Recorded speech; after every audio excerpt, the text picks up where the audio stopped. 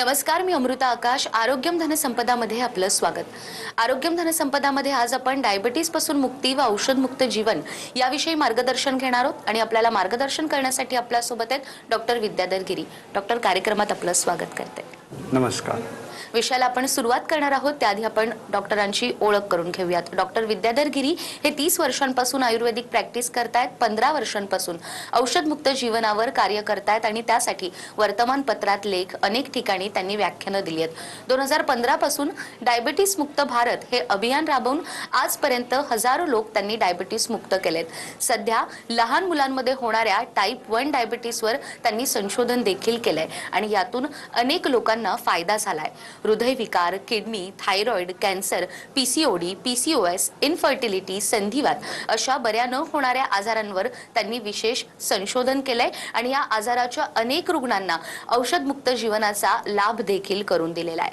भारतीय वेद, आयुर्वेद, वैद्यकीय, ज्योतिषशास्त्र, टीसीएम, ॲक्युप्रेशर, ॲक्युपंक्चर या औषधमुक्त शास्त्राचा सखोल अभ्यास त्यांनी केलेला आहे. औषधमुक्त जीवनासाठी ग्लोबल बॅलन्स पद्धतीवर संशोधन सुद्धा त्यांनी केलेलं आहे. औषधमुक्त जीवन कसं साध्य करावं यासाठी डॉक्टर विद्याधर गिरी या त्यांच्या यूट्यूब चॅनलवर डायबिटीस व औषधमुक्त जीवन, हृदयविकार व आयुर्वेद, संधिवात व आयुर्वेद, पीसीओडी, पीसीओएस, वंध्यत्व व आयुर्वेद अशा अनेक विषयांवर दर गुरुवारी लाईव्ह वेबिनार असतं. तर या वेबिनारमध्ये तुम्ही सहभागी होऊ शकता आणि सहभागी होण्यासाठी विद्याधर गिरी या यूट्यूब चॅनलला तुम्ही नक्कीच सबस्क्राईब करू शकता.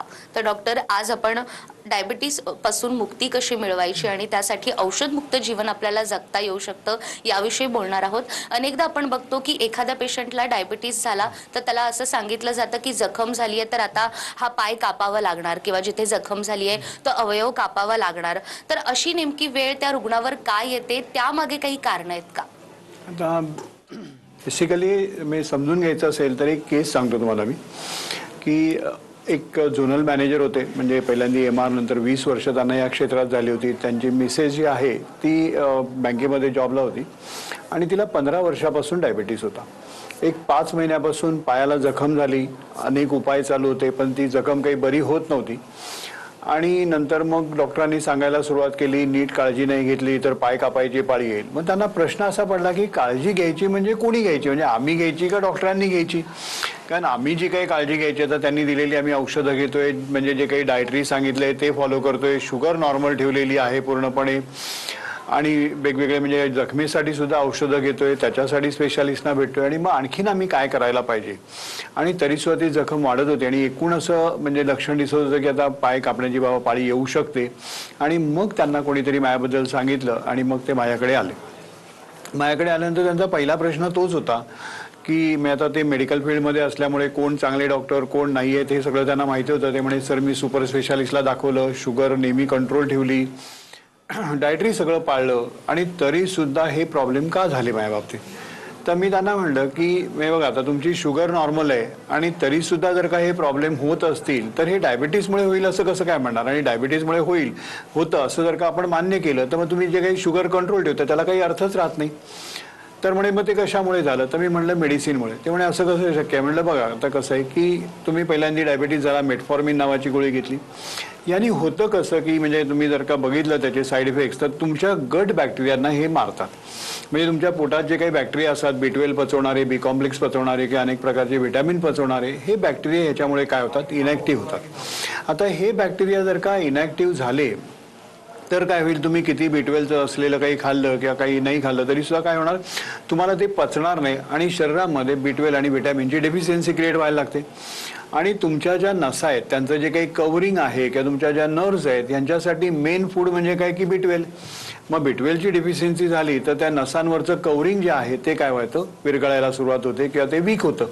आणि ते कव्हरिंग जर का गेलं तर नसा उघड्या पडतात आणि मग तुम्हाला हातापायाला जळजळ चालू होते. तर ते म्हणे हो पहिल्यांदा जळजळ चालू झाली होती. मग म्हटलं मी त्यावेळेला तुम्ही काय उपाय केला, तर मग त्यांनी सांगितलं की गॅबापेंटिन म्हणजे अशा गोळ्या ज्या असतात प्रेगाबुलिन गॅबाबुलिन अशा गोळ्या घेतल्या. तर म्हणलं त्या गोळ्या करतात काय नक्की? तर त्या सेंट्रलाइज पेन ब्लॉकर करतात. म्हणजे तुमचं जे काही नसांवरचं कवरिंग वीक झालेलं आहे त्याच्यासाठी त्या काम करतात असं काहीच नाहीये. म्हणजे तुम्ही रिकव्हरी काहीच करत नाहीये. तर तुम्ही फक्त टेम्पररी पेन केले सेंट्रलाइज पेन ब्लॉकर देऊन. मग त्याच्यामुळे मूळ प्रॉब्लेम जो आहे तो तसाच राहिला आणि मग पहिल्यांदा तुमचं जे कव्हरिंग डॅमेज होत होतं नंतर तो नसा पण वीक होऊन गेला आणि नसा वीक झाल्यानंतर तुम्हाला जो काही सपोर्ट होता म्हणजे म्हणतो ना की एखाद्या ठिकाणी जखम झाली तर तुमचं शरीर तिथे काम करत होतं पण नसा सिग्नलच तिथपर्यंत घेऊन जात नाहीये तर मग कसं काय शरीर स्वतःला सेव्ह करणार आणि ती जखम वाढत चाललेली आहे म्हणलं. तर त्याच्यामुळे जरी म्हणजे आपण म्हणलं की म्हणजे आपण प्रत्येकाला डायबेटिक न्यूरोपॅथी वगैरे म्हणतो तर खरं वास्तविक नीट विचार करायला पाहिजे की जर का गोळ्यांमुळे B12 कमी होत असेल B12मुळे जर का नसा वीक होत असेल तर नक्की या गोष्टींना कारण काय. म्हणजे तुम्ही नुसतंच जर का शुगर म्हणला आणि ती कंट्रोल करायच्या मागे लागला तर मूळ कारणांपासून तुम्ही दूर जाता आणि प्रत्येक जी काही प्रोसेस आहे म्हणजे म्हणतो ना की पहिल्यांदा तुम्हाला हातापायला जळजळ होते तेव्हा तरी तुम्ही हे व्हायला पाहिजे. इव्हन माझं तर म्हणणं आहे की प्रायमरी लेवललाच म्हणलं तुम्ही हा प्रश्न विचारायला पाहिजे होता की पहिल्यांदा तुम्हाला सुरुवात एका गोळीनी झाली एकाच्या 2 होत आहेत दोनाच्या 3 होत आहेत तर तुम्ही विचार करायला पाहिजे आजार वाढतोय का कमी होतोय. त्याच्यानंतर हातापायाला जळजळ होताना तुम्ही विचार करायला पाहिजे की आपण ही जळजळ ज्या कारणांमुळे होते ती कारणं दूर करतोय म्हणजे नसांवरचं कव्हरिंग वीक झालंय किंवा गेलेलं आहे तर ते रिपेअर करतोय का नुसतंच प्लेन ब्लॉक करतोय हेही तेव्हा तुम्ही विचार केला नाही. आणि ज्या वेळेला एकदम म्हणजे पाय कापायची पाळी आली तर त्यावेळेला तुम्ही जागे होता. तर खरं वास्तविक ह्या सगळ्या गोष्टी का होत आहेत प्रोग्रेसिव्ह लेवलला का जात आहेत प्रत्येक गोष्टी म्हणजे डायबिटीस सुद्धा झालेला असेल तर त्यामागची कारण मीमांसा काय हे जोपर्यंत आपण बघत नाही आणि त्याला जोपर्यंत रिपेअर करत नाही तोपर्यंत हे असंच होत राहणार आणि आपण बघतो की प्रत्येक पेशंट आता साधारण एक 15-20 वर्षामध्ये कॉम्प्लिकेशन्समध्ये जातोय. अगदीच जसं तुम्ही सांगितलं की डायबिटीसमुळे जखम झाल्यानंतर देखील पुढे काही होऊ शकतं तर डायबिटीस पेशंटला डोळ्यांचा देखील विकार होतो डोळ्यावर परिणाम होतो आणि काही कालाने त्याला अंधत्व देखील येतं. तर याची देखील काही कारणं आहेत का की डायबिटीसचा आणि डोळ्याचा नेमका कसा संबंध? आता बेसिकली डायबिटीसचा आणि डोळ्याचा संबंध आहे म्हणण्यापेक्षा शरीरातील वातावरणाचा आणि डोळ्याचा नक्कीच संबंध आहे.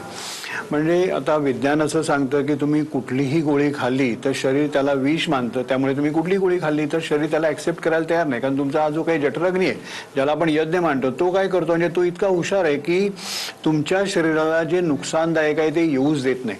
आणि त्याच्यामुळे होतं कसं की तुम्ही कुठलीही गोळी खाल्ली बरोबर तर लगेच ऍसिडिटी वाढते आणि तुम्ही काय करता ऍसिडिटी दाबायची गोळी घेता वरून जरी तुम्ही ऍसिडिटी दाबली त्रास नाही झाला तरी ते ऍसिड तुमच्या शरीरामध्ये राहतच आणि त्याच्यामुळे आणि परत या गोळ्यांचं केमिकल याच्यामुळे तुमच्या शरीरातली हीट वाढत जाते आणि शेवटी हीट वाढत गेल्यानंतर ही डोळा हा म्हणजे काय म्हणतो अग्नीपासून बनलेला आहे तर त्यामुळे डोळ्यांच्या ठिकाणी जर का ही हीट वाढली तर तुमचा जो काही पडदा असतो मागचा त्याला होणारा जो रक्तवाहिन्या आहेत त्या डॅमेज व्हायला सुरुवात होते आणि या रक्तवाहिन्या जर का डॅमेज व्हायला सुरुवात झाली तर पडद्याला रक्तपुरवठा होणार नाही आणि पडद्याला रक्तपुरवठा नाही झाला तर तुम्हाला दिसायचं बंद होईल.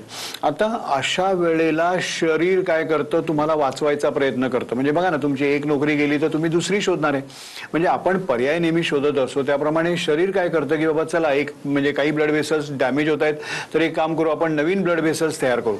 पण आता प्रॉब्लेम कसा असतो की नवीन ब्लड व्हेसल्स ज्या काही येणार आहेत त्यांच्यासाठी वातावरण तसंच आहे म्हणजे वातावरण काही चांगलेलं नाहीये आणि त्याच्यामुळे त्या नवीन ब्लड व्हेसल्स सर्वाईव्ह होऊ शकत नाहीत आणि त्या नवीन ब्लड व्हेसल्स सर्वाईव्ह होत नाहीत आणि मग त्या ब्लीड म्हणजे समजा फुटल्या त्यातून रक्त आलं तर मग अंधत्व येण्याची शक्यता असते आणि म्हणून काय केले जातात अँटीबायोटिक इंजेक्शन दिली जातात किंवा लेझरनी त्या नवीन हे जाळल्या जातात.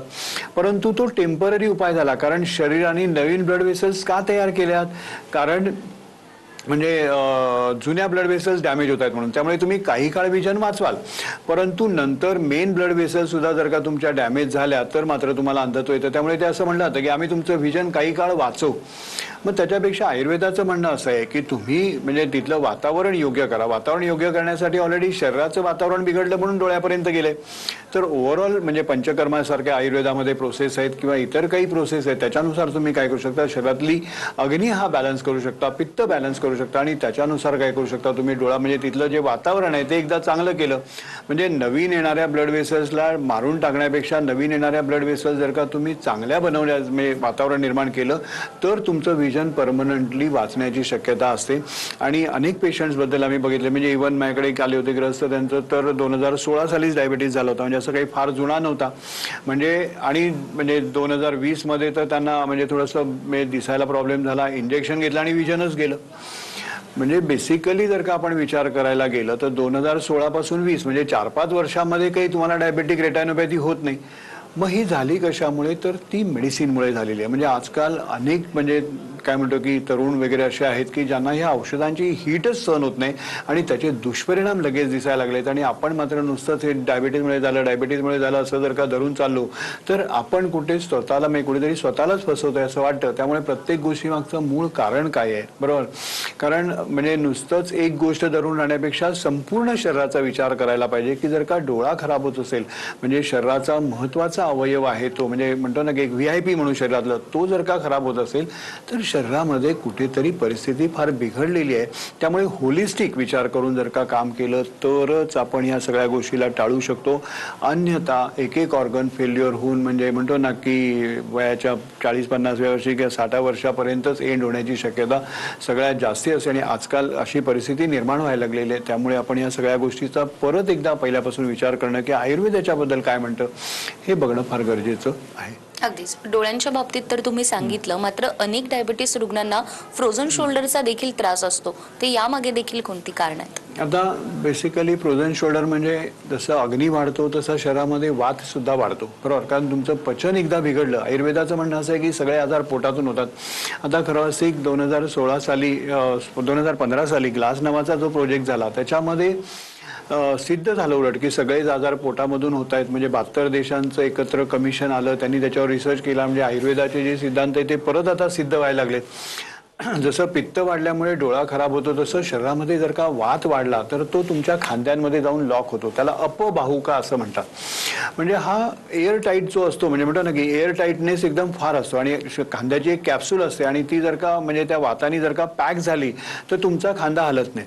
मग अशा वेळेला तुम्ही नुसतंच त्याला ड्राय म्हणजे फिजिओथेरपी करून किंवा बाकी काही करून उपयोग होत नाही. उलट त्याच्या वेळेला कधी कधी ते तुमचे जे मसल्स असतात तिथले ते क्रॅक होण्याची शक्यता असते आणि मग म्हणतात की लिगामेंट टिअर झाला किंवा काही झालं म्हणजे फाटलं गेलं, आता त्याला ऑपरेशनच करायला लागेल. आणि अशा प्रकारे ऑपरेशन करून म्हणजे नुसतं ते शिवलं जातं आणि त्याच्यातून आहे तो मूळ प्रॉब्लेम कधी कधी तसाच राहतो, थोडीफार मुवमेंट मिळते. पण जर का आयुर्वेदाच्या जर का प्रॉपर प्रोसेस वापरल्या, म्हणजे शरीरामध्ये जी काही वाताची निर्मिती होते, इम्बॅलन्स झालाय, तो जर का दूर केला, त्याच्यानंतर तिथे प्रॉपर स्नेहस्वेदन दिलं, तिथला वात जर का रिलीज केला आणि तिथलं जे काही एअर प्रेशरमुळे जे लॉकिंग झालेले आहे ते जर का तुम्ही रिलीज केलं तर तो खांदा नक्कीच रिलीज होतो आणि तो परमनंटली रिलीज होतो. आणि त्याच्याबरोबर म्हणजे जी काही वात निर्माण म्हणतो ना फ्रोझन शोल्डर होण्याची जी काही कंडिशन आलेली आहे ती जर का तुम्ही रिव्हर्स केली, म्हणजे औषधमुक्त जीवन जर का साध्य केलं तरच तुम्हाला परमनंटली त्याच्यातून आराम मिळतो. नाही तर परत वात तयार होतो, परत लॉकिंग होण्याची शक्यता त्याच्यामधून निर्माण होते. त्यामुळे परमनंट जर का तुम्हाला सोल्युशन पाहिजे असेल तर आयुर्वेदाला सध्या पर्याय नाहीये. नक्कीच. तर ॲडव्हान्स आयुर्वेदाचे सर्व डॉक्टर आणि त्यांची टीम ही ऑनलाईन ट्रीटमेंट देण्यामध्ये पूर्ण प्रशिक्षित असून त्यामुळे भारतातीलच नाही तर परदेशातील सुद्धा अनेक रुग्णांनी डायबिटीस, हृदयविकार, किडनी, कॅन्सर, संधिवात, PCOD, PCOS, इनफर्टिलिटी अशा आजारांमध्ये औषधमुक्त जीवनाचा लाभ घेतलाय. तर तुम्ही सुद्धा घर बसल्या औषधमुक्त जीवनाचा लाभ घेऊ शकतात. त्याचप्रमाणे डॉक्टर विद्याधर गिरी यांची पुण्यामध्ये हडपसर, कोथरूड आणि काळेवाडी या 3 ठिकाणी क्लिनिक असून ते महिन्यातून 2दा मुंबईला आणि ठाण्याला कन्सल्टिंगसाठी येत असतात. तर ऑनलाईन ट्रीटमेंटसाठी किंवा डॉक्टरांना प्रत्यक्ष भेटण्यासाठी स्क्रीनवर तुम्हाला नंबर दिसतायत, त्या नंबरवर तुम्हाला संपर्क करायचा आहे. तुम्ही डॉक्टरांचे नक्कीच मार्गदर्शन घेऊ शकता. तर या विषयासंदर्भात आपण डॉक्टरांकडून आणखीनही माहिती घेणार आहोत एका छोट्याशा ब्रेकनंतर.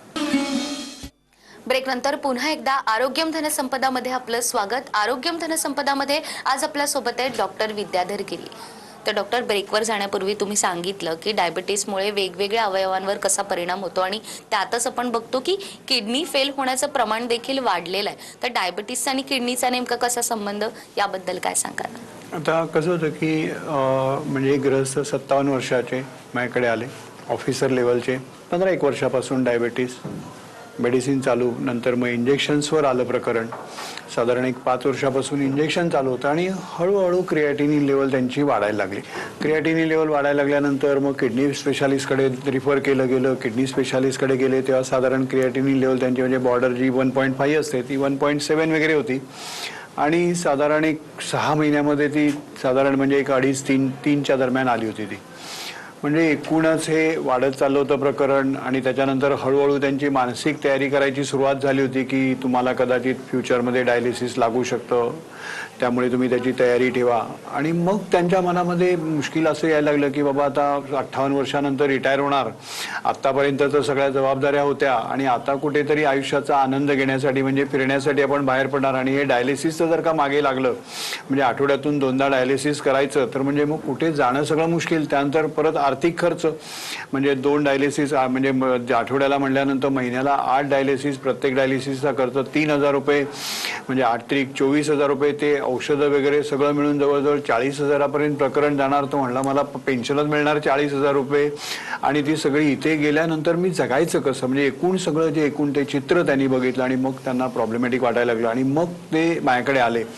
मला म्हणले की आता म्हणजे म्हणतो ना की आम्ही एवढ्या दिवसापासून कंट्रोल केलंय, सगळं केलंय आणि तरी हे झालं, बरोबर, म्हणजे मग डायबिटीस कंट्रोल करून काही फायदा होतो की नाही. म्हणलं असं काही नाही आहे, म्हणजे तुम्ही जर का होलिस्टिक विचार केला तर ह्या परिस्थितीमधून पण आपल्याला काय करता येतं, बाहेर पडता येतं. मग मी त्यांना सांगितलं की कसं असतं माहिती आहे का की तुम्ही ज्या वेळेला म्हणजे अनेक प्रकारच्या गोळ्या खाता त्यावेळेला तुमच्या पोटामध्ये ॲसिडिटी तयार होते कारण शरीर त्या औषधांना ॲक्सेप्ट करायला तयार नाही आहे.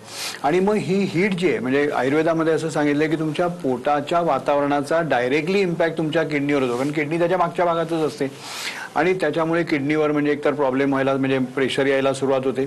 आणि त्याच्यानंतर तुम्ही जरी गोळ्या खाल्ल्या असल्या तरी त्या 100% पचतात असं काही नाही, जवळजवळ 50%च्या वर तर त्या गोळ्या तुमच्या म्हणजे काय म्हणतो की पचतच नाहीत आणि त्या पुढे ढकलल्या जातात. मग हे जे काही केमिकल्स आहेत ते नंतर तुमच्या म्हणजे मोठ्या आतड्यामध्ये जेव्हा येतात तर त्यावेळेला तिथे म्हणजे पाणी आणि म्हणजे मल वेगळा होत असतो. तर ह्या पाण्यामध्ये ही सगळी केमिकल असतात आणि हे केमिकल मिश्रित पाणी तुमच्या किडनीकडे जात असतं. आणि तुम्ही बघा ना दिवसेंदिवस गोळ्या वाढतच जातात, पहिली 1 गोळी, मग 2 गोळी, मग 4 गोळ्या आणि त्याच्यानंतर त्या गोळ्यांच्या हिटनी तुम्हाला कुठले व्हिटॅमिन पचायला तयार होत नाहीत तर त्याच्यामुळे मग B12ची गोळी, B कॉम्प्लेक्सची गोळी, व्हिटॅमिन Cची गोळी, फोलिक ॲसिडची गोळी, कॅल्शियमची गोळी, सगळ्या वेगवेगळ्या प्रकारच्या गोळ्या आणि एवढं असं जवळजवळ 15-20 गोळ्यांचं प्रिस्क्रिप्शन असतं. म्हणजे मेडिकल सायन्सेस असं सांगतं की तुम्ही 2 पेक्षा जास्ती गोळ्या 2 वर्षापेक्षा जास्ती काळ घेत असेल तर तुमची किडनी कधी फेल होईल याची काही गॅरंटी नाही. मग तुमचं शरीर किती काळ हा अन्याय सहन करेल आणि हे केमिकल सहन करेल. तर त्याच्यामुळे म्हणलं ज्या क्षणी तुमच्या म्हणजे म्हणतो ना की शरीराची सहनशक्ती संपली त्या क्षणी तुमची किडनी फेल्युअरला जाणार आहे. मग आता हे रिव्हर्स करायचं असेल तर एक लक्षात घ्या तुम्ही की हे तुमच्या शरीरामध्ये जे एक्सेस केमिकल झाले त्याच्यामुळे किडनी फेल झाली ना की डायबिटीसमुळे. तर त्यामुळे जर का तुम्हाला तुमची किडनी वाचवायची असेल तर औषधमुक्त जीवनाकडे जायला लागेल आणि आपण त्यांना म्हणजे प्रॉपर आपल्या आयुर्वेदिक याच्यावर शिफ्ट केलं. हळूहळू सगळी मेडिसिन बंद केली, त्यांचं इन्सुलिन सुद्धा बंद झालं आणि मग हळूहळू बंद करत नेल्यानंतर कारण त्याचं ते असल्यामुळे मग शरीरातली हीट कमी व्हायला लागली, किडनीला रिकवर करायला आपण चान्स दिला आणि मग त्याला आपण रिकव्हरी लेवलकडे आणलं आणि आज ते पूर्णपणे नॉर्मल आहे. अगदीच. त्यामुळे आयुर्वेदामध्ये जसं तुम्ही नेहमी म्हणतात की औषधमुक्त जीवनाचा लाभ हा प्रत्येक रुग्ण घेऊ शकतो, मात्र वेळीच जर त्याने ट्रीटमेंट सुरू केली तर अर्थात त्याला त्याचा फायदा देखील होऊ शकतो. काही काळापूर्वी आपण बघितलं की हार्ट पेशंटला कोलेस्ट्रॉल आणि रक्त पातळ होण्याच्या गोळ्या दिल्या जात होत्या, मात्र त्याच गोळ्या आता ज्या रुग्णाला डायबिटीस आहे त्याला देखील दिल्या जात आहेत.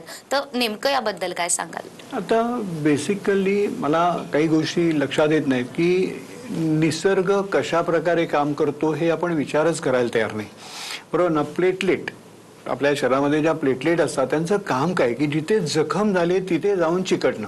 म्हणजे समजा तुम्हाला कापलं गेलं तर मग त्या प्लेटलेट तिथे येऊन चिकटतात आणि तिथे गुठळी तयार करतात आणि त्यामुळे तुमचं ब्लिडिंग थांबतं. त्यामुळे आपण बघतो रक्त पातळायची गोळी जे लोक घेत असतात बरोबर त्यांना काय होतं की ब्लड पण थांबत नाही.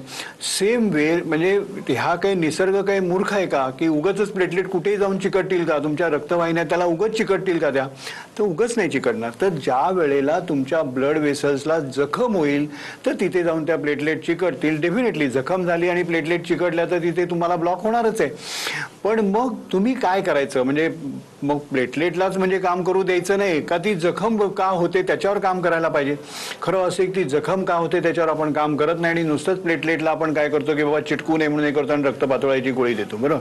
म्हणजे त्या प्लेटलेटला इनॅक्टिव्ह करतात, मग त्यामुळे त्या चिटकत नाहीत. पण शरीर शेवटी स्वतःला वाचवायला बघणार. मग प्लेटलेट नाही चिकटल्या तर तिथे जाऊन कोलेस्ट्रॉल चिकटतं आणि मग कोलेस्ट्रॉलचे लेयर तुमच्या ब्लड वेसल्समध्ये तयार व्हायला लागतात. मग 1 लेअर झाला, 2 लेअर झाला आणि असं करत करत जेव्हा ते ब्लड वेसल ब्लॉक होत जाते मग तुम्ही तिथे कोलेस्ट्रॉलच्या कोलेस्ट्रॉलच्या किती जरी गोळ्या घेतल्या तर शरीराला जर का कोलेस्ट्रॉलची गरज असेल तर शरीर आपणच, कारण 80% कोलेस्ट्रॉल लिव्हरमध्ये तयार होतं, आपणच तयार करतो. आणि त्यामुळे आपण बघतो रक्तपातळीची आणि कोलेस्ट्रॉलची गोळी घेऊन सुद्धा ब्लॉक होतात. म्हणजे खरं वास्तविक प्लेटलेट जर का तुमच्या ब्लड वेसल्सला चिकटत असतील किंवा कोलेस्ट्रॉलचे जर का ब्लॉक तयार होत असतील तर ह्याला, म्हणजे कोलेस्ट्रॉल तर प्रत्येकाच्या शरीरामध्ये, तर ह्याला कारण कोलेस्ट्रॉल नसून ती रक्तवाहिनीची डॅमेज होते किंवा तुमच्या गोळ्यांच्या हिटमुळे असेल किंवा इतर काही कारणांमुळे जी काही डॅमेज होते ते बघणं गरजेचं आहे. आणि त्या ब्लड वेसल्स डॅमेज होऊ नये म्हणून काम करायला पाहिजे, ना की कोलेस्ट्रॉल आणि रक्तपातळीची गोळी घ्यायला पाहिजे, असं मला तरी वाटतं. आणि आम्ही अनेक वेळे म्हणजे आयुर्वेदाच्या दृष्टिकोनातून काम करताना या दृष्टीने काम करतो आणि आम्हाला लक्षात येतं की जे काही ब्लॉक झालेले असतात ते निघून जातात, कारण आम्ही ब्लड वेसल्स होलिस्टिक विचार करतो. आणि शरीराचं वातावरण एकदा बॅलन्स केलं तर या ब्लड वेसल ज्या काही डॅमेज होत आहेत त्या रिपेअर होतात आणि त्याच्यातून काय होतं, तुम्हाला अशा गोळ्यांची गरज नाही, तुम्ही नैसर्गिक आयुष्य जगू शकता आणि तेही 100 वर्ष. अगदीच जसं तुम्ही म्हणालात की डायबिटीज झालंय म्हणून वारंवार गोळ्या घेणं आणि ती ट्रीटमेंट सुरू करणं असं न करता आपण जर आयुर्वेदाचा आधार घेतला तर अर्थात तुम्ही औषधमुक्त जीवन जगू शकतात. आणि ते कशा पद्धतीनं याबद्दल डॉक्टरांनी आपल्याला मार्गदर्शन केलंय. स्क्रीनवर तुम्हाला नंबर दिसत आहेत, त्या नंबरवर तुम्हाला संपर्क करायचा आहे. तुम्ही डॉक्टरांचं अधिक मार्गदर्शन नक्कीच घेऊ शकता. डॉक्टर, खूप खूप धन्यवाद की आज तुम्ही त्या आलात आणि इतक्या महत्त्वाच्या विषयावर आम्हाला मार्गदर्शन केलं. त्याचबरोबर आरोग्यम धन संपदामध्ये वेळ झाली आहे इथेच थांबण्याची. पुन्हा भेटूया नव्या विषयासह. तोपर्यंत नमस्कार.